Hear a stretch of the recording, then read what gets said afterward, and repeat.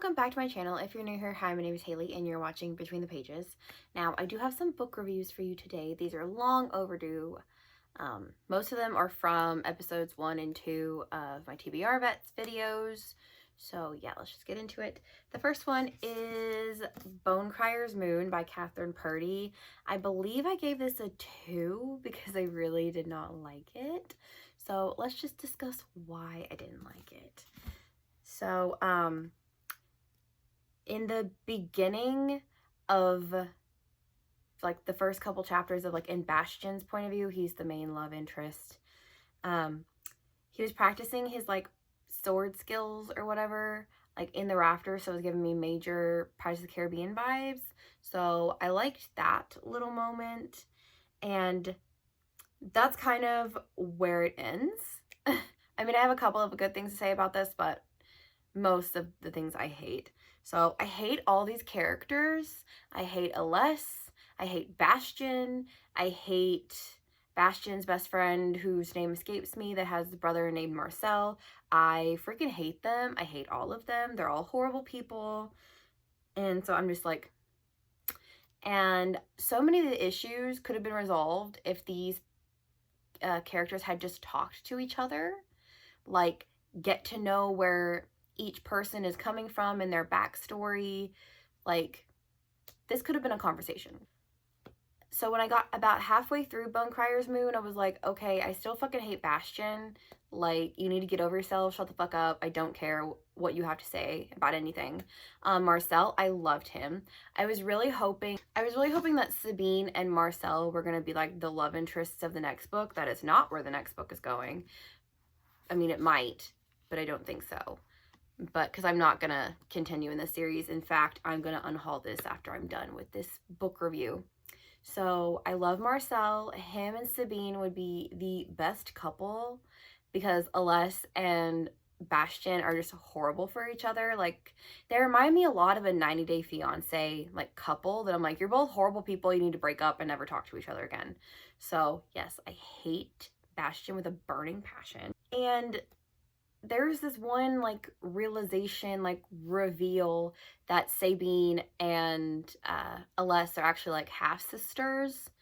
And so I was like, oh, okay. Well, I called that like 100 pages in because I was like, there's no way these girls are just friends because they're too close. And it's not to say that like best friends can't be like sisters, but I was like, they're too similar in certain circumstances to not be sisters. And again, I've read enough fantasy books and enough books in general to know certain tropes and get certain foreshadowing. And I was like, yeah, they're totally sisters. Like, I saw it coming, called it 100 pages in. And then the very end of this book, I was like, oh my God, this entire book was based on a misunderstanding. Because, like, Aless has to go through her like Bone Crier's like initiation of like a rite of passage where, you know, she plays the flute and she meets her soulmate. And of course, Bastian is the one who meets her on the bridge, but actually her soulmate is the prince of this land. And I was like, are you kidding me? This prince is like obsessed with Aless and is like, I have been looking for you for 2 weeks or like 2 months now or whatever. And Aless and Bastian are like, oh, we're so perfect for each other, but I'm gonna have to kill you. And if someone kills me, then they kill you. So it had like the, oh shit, something happened, now we're bound. And if I die, you die, like trope that I normally like, but I did not like it in this book because I'm like, y'all are both horrible people and need to break up. And it's mainly because Bastian is like so intent on killing her. And Aless is like, I don't understand why you're doing this. And he's like, well, my father was killed by a bone crier. And so she's like walking him through all of her like beliefs and their belief system and things like that. And I was like, I really identify with Aless as being a witch myself.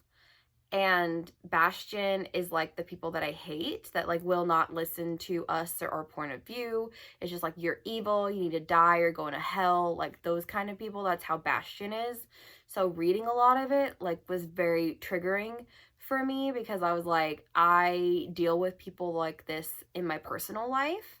So it's really hard to read a character that's so similar to me, that goes through the same things that like I go through, because it like really made me feel for her, even though I hate her as a character.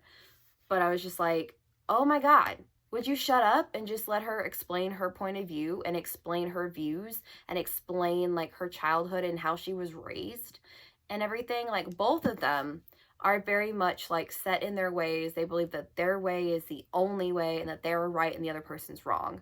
And I was like, okay, when it comes to things like that, I don't like black and white thinking, because I feel like even if you don't believe what someone else does, you can still be like civil and have like a civil relationship with them. Whereas these two were like, they were just intent on killing each other. And then at some point it morphed into Bastion's like, oh my God, I actually like her and I love her. And I was like, no, this would not work in real life. Like, it wouldn't. So yeah, I'm just like, I did not like that it was based on an entire misunderstanding, that she thought that Bastion was her soulmate, and so she's been like trying to protect him this whole time, and he's trying to protect her so no one hurts her, because or else he dies. And it's like, well, they're not soulmates anyway, so why does it fucking matter? And like, Aless is like so confused about why her soulmate is not Bastion and is Cass the prince. And I was like, bitch, you are basically the princess of these witches. Of course the gods are gonna choose a fucking prince for you, you idiot. So I'm just like, really? Are you this stupid? Oh my God, I hate Aless. And I hate Bastion. I will not be continuing in this series. So yeah, I'm just like, I hated this book. I hated it. While reading it, I was like, God, I just want to DNF it. But then I also wanted to know what happened like at the end, because I wasn't really invested in Aless and Bastion's story. I was more invested in Sabine and her story and her journey, like to find Aless and like really come into herself.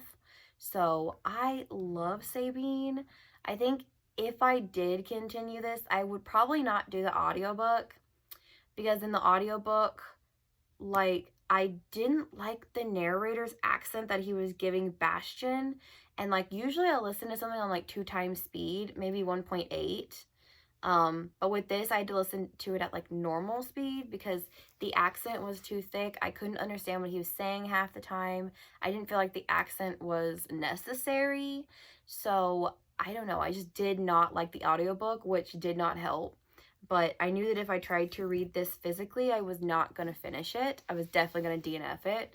So the audiobook is the only thing that saved this and got me through it. But like I said, I will be unhauling this, and I am not continuing in this series. So yeah, that was my very long and rambly review of Bone Crier's Moon, and I will see you guys later.